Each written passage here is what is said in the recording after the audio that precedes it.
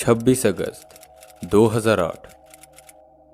एक बहुत ही strange story एक जापानीज वेबसाइट पे पोस्ट हुई और जिस यूज़र ने इस स्टोरी को पोस्ट किया उसने अपना रियल नेम छुपाया।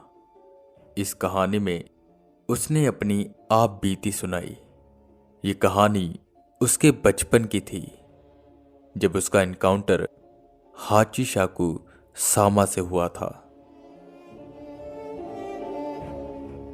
हाचिशाकु सामा जिसका मतलब है 8 फीट टॉल और हाचिशाकु सामा का दूसरा नाम है 8 फीट टॉल वुमेन क्योंकि इसकी हाइट 8 फीट की है। ये ज़्यादातर 9 से 11 साल के बच्चों को अपना शिकार बनाती है और ये अर्बन लेजेंड बहुत ही डरावनी है। हाचिशाकु सामा एक सफ़ेद रंग की ड्रेस पहन के रखती है और सर पर एक लंबी राउंड कैप, चेहरे पर एक डरावनी सी मुस्कान और उसकी वो स्ट्रेंज वॉइस।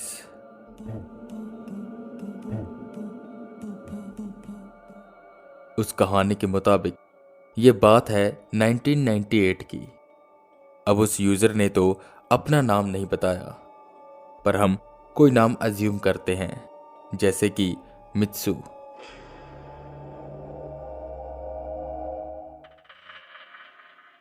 मित्सु अपनी गर्मी की छुट्टियों में अपने ग्रैंड पेरेंट्स के घर गया था। शुरुआत के दिन काफ़ी अच्छे से बीत रहे थे।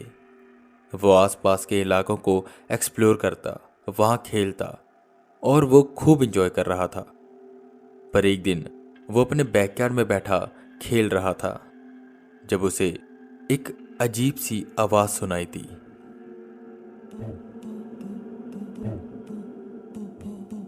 उसने आवाज़ को सुना और वो इच्छुक हो गया कि यह आवाज़ कहाँ से आ रही है।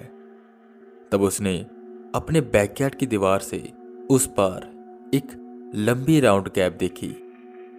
वो दीवार 8 फीट लंबी थी, तो जिसने भी वो राउंड कैप पहनी थी वो 8 फीट लंबा होगा।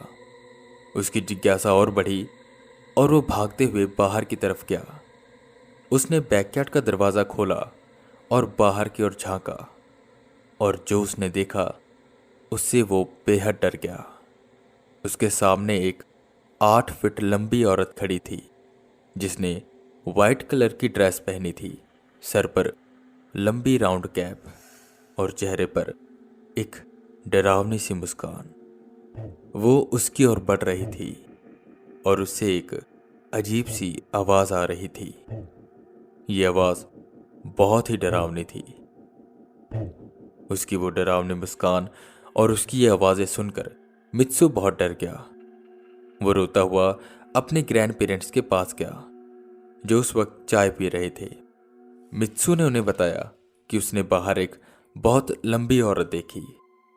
पहले तो उसके ग्रैंड पेरेंट्स ने ज़्यादा ध्यान नहीं दिया, पर जब मित्सु ने उन्हें बताया कि उससे वो अजीब तरह की आवाज़ आ रही थी, जैसे ही मित्सु के ग्रैंड पेरेंट्स ने सुना उस आवाज़ के बारे में वो एकदम से चौंके और उन्होंने मित्सु से दोबारा पूछा, जिसमें मित्सु ने उन्हें सारी बात बताई।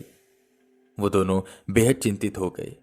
मित्सु के दादा ने मित्सु के पापा को फ़ोन किया, उन्हें सारी बात बताई और उसके बाद वो बाहर चले गए। पर जाने से पहले उन्होंने मित्सु की दादी से ये कहा कि तुम मित्सु का ध्यान रखना, मैं केसा को लेकर आता हूं और इसे कहीं भी अकेला मत छोड़ना। मित्सु उन्हें इतना घबराया देखकर बेहद डर गया और जोर से रोने लगा, जिसपे मित्सु की दादी उसे चुप कराती हैं और उसे बताती हैं कि शायद उसे हाचिशाकु सामा के द्वारा पसंद किया गया है। हाचिशाकु सामा, ये कौन है? मित्सु ने पूछा, जिसपे मित्सु की दादी उसे हाचिशाकु सामा के बारे में बताती है। हाचिशाकु सामा एक 8 फीट लंबी औरत है जो वाइट कलर की ड्रेस पहनती है और वो ज़्यादातर बच्चों को शिकार बनाती है। जिसे भी वो पसंद करती है उसे उसकी वो अजीब चैंटिंग की आवाज़ सुनाई देती है और जिसे भी वो पसंद करती है वो रातों रात गायब हो जाता है। और फिर उसके साथ क्या होता है वो किसी को नहीं पता। कहा जाता है कि बहुत साल पहले हाचिशाकु सामा को बहुत सारे मॉन्क्स ने मिलकर उसे 4 स्टैचू में कैद किया था, जिन्हें जीसस कहा जाता है। और इन स्टैचूज को अलग अलग दिशा में रख दिया गया था, पर पता नहीं कैसे उनमें से एक स्टैचू टूट गई और हाचिशाकु सामा आजाद हो गई। मित्सु ये सुनकर बेहद डर गया, पर मित्सु की दादी उसे समझाती है कि हम किसी न किसी तरह तुम्हें बचा लेंगे। मित्सु के दादा थोड़ी देर बाद एक मॉन्क को अपने साथ लेकर आते हैं, जिनका नाम केसा था। वो दोनों ऊपर वाले रूम में जाते हैं और कुछ वक्त वहीं पर रहते हैं। और फिर मित्सु की दादी को मित्सु को ऊपर लाने के लिए कहते हैं। मित्सु ऊपर जाता है और देखता है कि रूम की खिड़कियों को न्यूज़पेपर से ढक दिया गया है। कमरे के हर कोने में एक कटोरी में नमक भर के रखा है। मित्सु उन्हें पूछता है कि ये सब क्यों, जिस पे केसा उसके पास आते हैं और उसे बताते हैं कि वो तुम्हें रात को लेने आएगी, पर अगर तुम इस रूम में रहोगे तो वो तुम्हारा कुछ नहीं बिगाड़ पाएगी। बस तुम्हें 7 बजे से पहले ये दरवाज़ा नहीं खोलना। इतना कहकर वो बाहर चले गए। रात के करीबन 11:30 बज रहे थे। मित्सु को नींद नहीं आ रही थी। वो बेहद डरा हुआ था। तभी उसे एक आवाज आती है, और ये वही आवाज थी जो उसने पहले सुन रखी थी। ये आवाज हाचिशाकु सामा की थी। मित्सु बेहद डर जाता है। वो अपने कान बंद करके बैठ जाता है और रोने लगता है। वो बस यही प्रार्थना कर रहा था कि किसी न किसी तरह आज की रात निकल जाए और वो बच जाए। कुछ वक्त के बाद आवाजें शांत हो गई और दरवाजे पर कोई आया। मित्सु, तुम डरो मत, हाचिशाकु सामा जा चुकी है, अब तुम बाहर आ सकते हो। ये आवाज मित्सु के दादा की लग रही थी। मित्सु ये सुनते ही दरवाजे की ओर भागा कि तभी उसकी नजर नमक की कटोरियों पर पड़ी, जो जलकर काली हो चुकी थी। मित्सु ये समझ गया कि उसके दादाजी नहीं बल्कि हाचिशाकु सामा है। मित्सु ने दरवाजा नहीं खोला। हाचिशाकु सामा दरवाजा खटखटाती रही। कभी लाइट बंद होती, कभी लाइट चलती। दरवाजों पर, खिड़कियों पर। वो रात किस तरह कटी ये तो बस मित्सु ही जानता था। सुबह के 7 बज गए। मित्सु ने अपना दरवाजा खोला। सामने उसके दादा दादी और केसा थे। उसकी दादी उसे देखकर बेहद खुश हो गई। उसकी दादी ने मित्सु को गले से लगाया। केसा ने मित्सु के दादा से कहा कि अभी खतरा टला नहीं है, वो वापस हमला कर सकती है। इसके बाद वो मित्सु को घर से बाहर लेकर आए। घर के बाहर 2 गाड़ियां खड़ी थीं, एक 7 सीटर वैन और एक मित्सु के पापा की गाड़ी। मित्सु के पापा भी वहां आए थे। मित्सु को देखने के बाद उनकी भी सांस में सांस आई।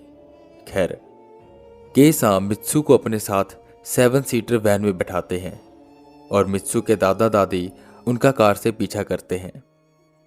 केसा मित्सु को कहते हैं कि तुम्हें अपनी आंखें बंद रखनी है और कोई भी आवाज आए तुम्हें उस पर ध्यान नहीं देना। मित्सु ऐसे ही करता है, पर कुछ दूर जाने के बाद मित्सु को वो आवाजें आने लगती हैं। मित्सु अपनी आंखें खोलता है और खिड़की से बाहर देखता है तो उसे हाचिशाकु सामा दिखाई देती है। मित्सु डरकर चिल्लाता है, जिस पे केसा उसे आंखें बंद करने के लिए कहते हैं। वो ऐसे ही करता है। कुछ वक्त के बाद वो गांव की सरहद से पार होते हैं, जहां वो अपनी गाड़ी रोकते हैं। मित्सु बच चुका था, पर ये उसके जीवन का एक सबसे खतरनाक किस्सा था जिसको वो कभी भुला नहीं पाया। ये थी हाची शाकुसामा की कहानी, और वो कहानी जो शख्स ने पोस्ट की थी। अब इस कहानी में कितनी सच्चाई है और कितना झूठ, ये तो एग्जैक्ट हमें नहीं पता, पर जहां तक कहा जाता है कि ये सिर्फ एक कहानी है, हाची शाकुसामा जैसी कोई भी चीज नहीं है। पर जापान के अलग अलग हिस्सों से हाची शाकुसामा को देखे जाने की खबर पाई जाती है और बहुत से बच्चे इसका शिकार भी हुए हैं। अब ये केवल कहानियां ही हैं या सच्चाई, ये तो हम नहीं जानते, पर हाँ ये है कि हाची शाकुसामा एक बहुत ही डरावना अर्बन लेजेंड है। और अगर आपको ये एपिसोड पसंद आया है तो हमें फॉलो करें, अपने दोस्तों के साथ इस पॉडकास्ट को शेयर करें